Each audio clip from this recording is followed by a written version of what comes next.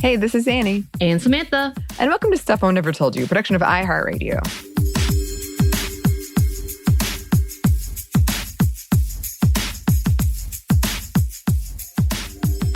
And welcome to another edition of Monday Mini, where, yes, we're going down a little dark path. So let's go ahead and give you a content warning for domestic violence, violence against women, mentions of sexual assault and harassment. And we are talking about specific cases of incel mass shooters. So yeah, if that's not your jam, I get it. If that's not what you need to hear today, I get that too. So you might want to bypass this. But the reason we are talking about this today, the National Threat Assessment with the Secret Service actually recently released a new study about incels or anti-feminist groups recently. Because of this report, we wanted to come out and talk a little bit about it. And just as a reminder, an incel is defined as a member of an online community of young men who consider themselves unable to attract women sexually, typically associated with views that are hostile toward women and men who are sexually active. And of course, that kind of gets a little bit bigger when we talk about the whole understanding of involuntarily celibate, blaming women all right. We also have that conversation about the nice guy, the quote unquote nice guy. And of course, the conversation that we've had about not all men, but all men. And we'll talk a little bit more about that. Before we start, though, I did want to kind of talk about this article. Annie, are you ready for it? I hope so. Yes. No one really is, are they? But they've been reporting about this specific study that had just been released. And I want to read the article written in Reuters that was released on March 15th. So the U.S. report identifies misogynist incels as violence threat. So misogynistic extremists like the incel who murdered 2 women and injured 4 more at the Florida yoga studio present signs that can be detected to reduce the likelihood of violent crimes, a new U.S. government report says. The findings came in a national threat assessment released by the U.S. Secret Service on Thursday, so that means of the March 15th week, based on a case study of the 2018 shooting at the Tallahassee hot yoga studio, where a 40-year-old former U.S. Army officer opened fire and then killed himself. And y'all, the report is actually titled Hot Yoga. So when I was looking this up, I was really confused. About what it was. Yes. So, not funny, because I'm like, why did you title it like this? Okay. I guess it's better than saying the name of the dude. I don't know. It seems weird, but whatever. So in the report, it says, hatred of women and the gender-based violence that is associated with it requires increased attention from everyone with a role in public safety. The Tallahassee killer fit the profile of an involuntary celibate, or an incel for short, men who are unable to achieve a romantic or sexual relationship to which they feel entitled. Also known as anti-feminist, incels can espouse a specific type of misogynistic extremism. They communicate with each other through the online manosphere with an array of forums that promote male-dominant views, extreme ideologies of anti-women hatred, and sexual objectification of women, and calls for violence. The threat is represented not just in high-profile cases, but in more common crimes such as stalking or domestic abuse. Responding to the threats require collaboration from law enforcement, the courts, mental health providers, and advocates working against domestic violence and hate crimes. So this is in the report. And besides the obvious displays of extreme misogyny, a potential attacker may show signs of trouble through other behaviors, including despair, a need for belonging or connection with others, a desire for attention or notoriety. The Tallahassee shooter, a self-described misogynist, had raised concerns for years from his parents, employers, classmates in the military, and the school district where he was a substitute teacher. So that's the actual article about it. And within the actual study case, so they break down all of the events of this dude's life. Then they break down the days before and after. He also had, not too surprising, a lot of things posted or blogged about his hatred of women and wanting to find justice. But he, as unstable as he was what we would consider accomplished, if you will. So he was an Eagle Scout. In high school, he was a senior class vice president. He was an athlete in football. He had a bachelor's degree and 2 master's degree. He was a U.S. Army officer and became a public school teacher. So just like by record alone, he seemed to be okay, quote unquote. But of course, in this report, they talk about some really big red flags that was ignored, including the fact that one of his best friends had received a link from him, which talked about the violence that he wanted to commit. And the girlfriend of the friend reported him to the police, yet nothing happened. And he was able to buy a weapon, which caused all this destruction. And in this same report that details that, it actually says in the conclusion, the case study also highlights the specific threat posed by misogynistic extremism. Hatred of women and the gender-based violence that is associated with it requires increased attention from everyone with a role in public safety. Regardless of whether an individual self-affixes a label to their extremist beliefs, such as incel or anti-feminist, the individual's behavior should remain the primary focus. So, and then it talks about conducting a behavioral threat assessment involving individuals who has elicited concerns and subscribes to extreme behaviors, and that it shouldn't be limited to the ideology itself. And I think that's really important that we talk about that.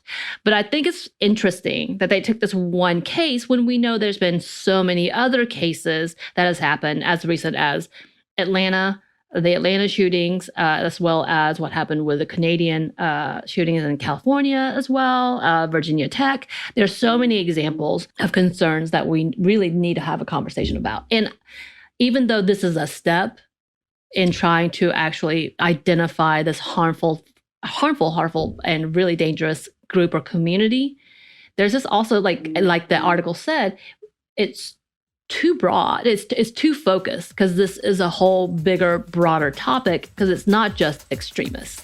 Right.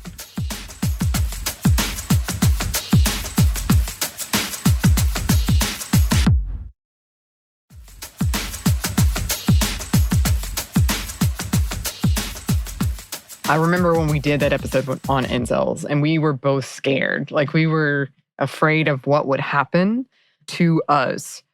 And to me, that like a lot of women have been dealing with this problem for a long time and we've known about it and it's kind of frustrating. Like I'm glad to see this step, but it's kind of like, well, yeah.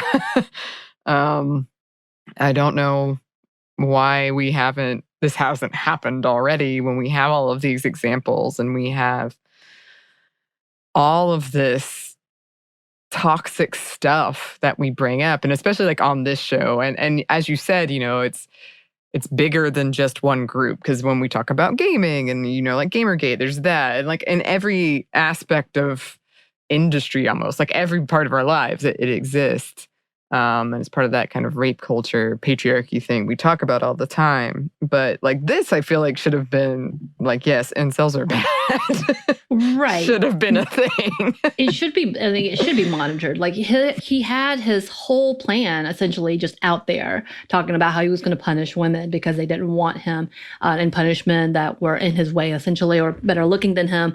But that's even bigger in that conversation of how quickly do we take something and say, this is serious. Like y'all think it's joke, but it's not. And we need to have this conversation. So in TikTok right now, always bringing it back to TikTok in my Monday Minis, apparently, there was a trend and it was pretty much made up of younger folks. So when I say younger, I mean like probably fresh out of high school, if not still in high school, maybe early college, like that group of people that have been posting behind the song that's supposed to be like, no one can treat you better than this type of conversation. And it's supposed to be kind of a, oh, I wish you would see me, I guess, song. I don't know, like too deep. Like the minute you hear this tune, it's been trending.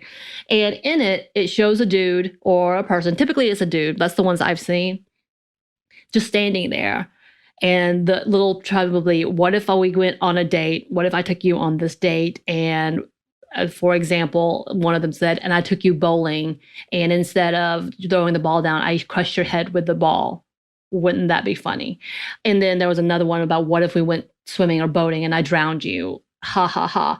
And everybody was like, what the hell is this? Hey, TikTok, what the hell is this? And many of them were not taken down. People took it as a joke. And there are so many people, including women, young women in there, talking about it as a joke. Oh my, she'd be like, oh my God, that's the perfect date. Oh my God, this is amazing. Oh my God, you're so funny. And most of the majority of our generation, I think people who are about, 25 and older are like, what the This is not funny. And to the point that one of the creators got so upset, and rightly so, she would take those videos, duet them or stitch them, as they would call it, either one of those, and put up actual incidents that were similar to what they were quote unquote joking about. So when we talk, there's so many incidents of these things where women were pushed off a cliff. We know this. We recently, a couple of years ago, we had a dude, a newlywed, who pushed his wife off a cliff. And we were like, what? During his honeymoon. We've had the incidents, and we know that the highest target and those most endangered are pregnant and or in the middle of trying to separate. So those are the most vulnerable group of people. And when we have these little jokes, that really just desensitizes the community about what is happening, is such a bigger conversation. And the fact that TikTok, a giant platform, as we talked about earlier, being the biggest platform at one point, allowing these videos and saying that it doesn't hold any violations is absurd. Sure, they may not be targeting specific people, but this rhetoric should be a red flag, should be flagged by the FBI and or any kind of security, and should be noted as, this is bad, and why do we think this is funny? Yeah. I've been thinking about that a lot lately, and it kind of reminds me of the episode we did on the misogyny and like pop punk emo music, where I loved a lot of that music when I was a kid. But when I got older, I was like, this is really toxic and damaging. And it's sort of joking about violence against women, which is being glorified as romantic, as in she didn't understand him, so it was in his right to act in this violent manner. And so many things where, as women, we're on these platforms where it's just expected that we'll like shrug off this joke that is real to us, that is something we deal with every day, and now we're dealing with it on this platform. Like, we can't escape from it on this thing we use to escape from things. Right. I'm baffled that it took this long for us to talk about this, because this one shooting they were talking about was in 2018. Several of the incidents we've talked about was way back when. So the Virginia Tech shooting happened in 2007. I don't think it was specifically an incel incident, but he definitely was unhappy and was kind of like, I can't get a relationship, I'm not loved.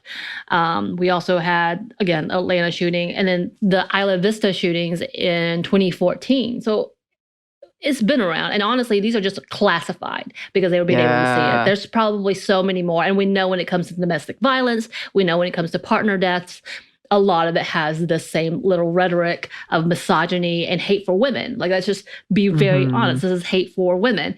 The Atlanta shooting is a prime example of hating women. Hating women, he hated himself, and that's what it became.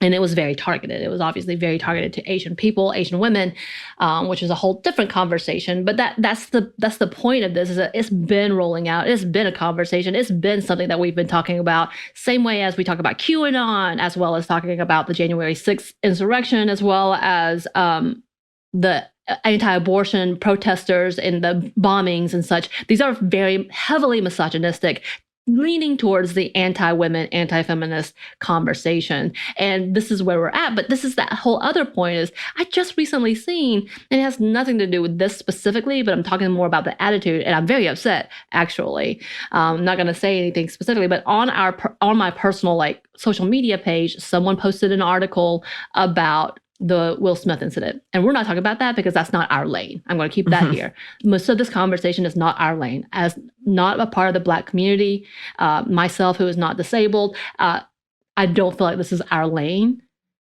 honestly, other than we were shocked and we're like, what is going on? But the conversation came out, and I think someone was talking about violence is not the answer. Does she really need someone to speak up for her? All these things. And there was a woman on the comments talking about how, I thought the new feminist was supposed to be, this whole not that girl and the pick me girls and all these things. It was so far off that I was like, what is she trying to say? And yes, it was a woman who identifies as a woman. And I kind of came back and tried to read that. What she was saying essentially was that, women don't need people's protection. She should have had the balls herself to handle it. She didn't need Will. It's also a little bit misogynistic, blah, blah, blah. So it has become a whole conversation about anti-feminism in this rhetoric. And no matter what the sentiment, that I'm like, how did we even, okay, I kind of get this, but how did we get to the point that we were victim blaming? Like at this point, when she really, other than being the person who got focused on and it's about, she really had nothing to do with it. But yet you're using this as, this is why feminism is bad. Oh, look at this new wave feminism. And I was like, what? Yeah. Yeah. And I think we've seen a lot of that in these movements that we're talking about, and in these tragedies that we're talking about, where there's, the traditional wife, or getting back to traditional feminine versus masculine values, and women being a part of that as well. Like, wanting to get back to being the traditional wife and kind of lampooning or like enacting even, violence, or even like online censorship or attacking for anyone who is not doing that, or in their mind failing, I guess. Right. Yeah. So that is a big part of it.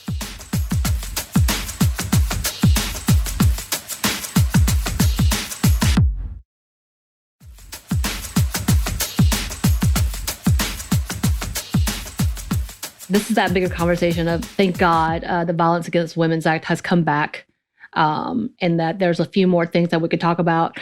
Does it still need a lot of work? Yes, beyond. But is crawling its way to helping, I guess, in its infancy is what I mean. And I think a part of this also, when we talk about this, is that we still have to have that same rhetoric of when a woman goes through something so harmful, so triggering, so traumatic, that people's reaction is, well, you need to do these things, or these are the things that you should have done, or why did you do these things? And when that becomes the first response, that is the heavy laden misogyny, internalized misogyny that we need to talk about. Let's give up terming things, because I hate it. This whole pick me. Why do we even have that? I don't need to ostracize other women who are just falling into that same internalized misogyny that she can't let go of, or they can't let go of. And that's the problem that we should be addressing. I know there's different ways to do it. And I know some people will never let go of it. And that's harmful, and it makes me sad. But to term something, you're a pick me girl, is not helpful. This once again puts another woman against another woman. When we start having those conversations, and it allows for that. This whole competing with women, seeing this, whether you are a feminist and then you use that term, it's not helpful. Mm-hmm. There's so many things that I see unraveling, obviously, as we keep having these conversations, and I'm really glad for it. I hate that I know why they did it, that they just took this one case, but I hope they keep following these different cases and we talk about the deeper issue. Like, finally approaching mass shootings and mass killings in a way that's coming forward the underlying issues, instead of just being like, oh, he had a breakdown, he killed somebody. Mm-hmm. Let's talk about the deep and depth of it all, and the idea that, this deep-rooted misogyny, this hate for women in general, and this hate for someone who you feel like should be owned by you, is the bigger conversation when it comes to things like mass shooting. When you feel like you've been wronged by something, most likely there is a hate that was already there. Yeah. I hope that we follow through with this, and I'm sure we'll keep having these conversations on here. But yeah, it's disheartening. I know I'm like preaching to the choir, but it's disheartening because we've been saying it all along. Like, we keep seeing the same thing, and we keep just being like, well, we'll move on from that until the next one. And we all know there's going to be a next one. And that's, like, I guess, okay with us. Which is awful. Right. Mm-hmm. I say we definitely have to keep paying attention to reports like this and talk about these, because it does encourage more data and hopefully more funding to find out what's going on. Of course, a part of that is, hey, he was able to access gun pretty easily when he had already some accusations, wrongful accusations as a substitute teacher and such. So there's a whole other conversation to be had on that, but hey. Yeah. Well, and also a lot of them have a history of domestic abuse. And again, we're not listening to women or giving them where they feel safe enough to come forward with those accusations. Essentially, I mean, for this case in itself, not only did we talk about the friend's wife, by the way, or the friend's girlfriend is the one who had to report him, not the friend, and that's a whole different conversation in itself. But his parents, including his mom, would hide away from him and then also hide the other girls away, like young nieces and such. That's a huge telltale sign. Again, though, I don't want to focus too in on this. Like, yes, that seems obvious. But even with the obvious, no one did. There's oftentimes those who want to pretend like the nice guy that you should be able to, quote unquote, trust, that are just as. So when we talk about all men, it's not that all men are bad, but we have to assume all men are bad for our own safety. Oh. Yes. Well, it's a heavy one, but necessary. We gotta have these conversations. You know, I love being a downer. No, it's great. We need it. Well, listeners, if you have any thoughts on this, if you have any ideas for subjects we should talk about, please email us. Our email is stephanie@momstuff@iheartmedia.com. You can also find us on Twitter @momstuffpodcast or on Instagram @Stuff I Never Told You. Thanks as always to our super producer, Christina. Thank you. And thanks to you for listening. Stuff I Never Told You is a production of iHeartRadio. For more podcasts from iHeartRadio, visit the iHeartRadio app, Apple Podcasts, or wherever you listen to your favorite shows.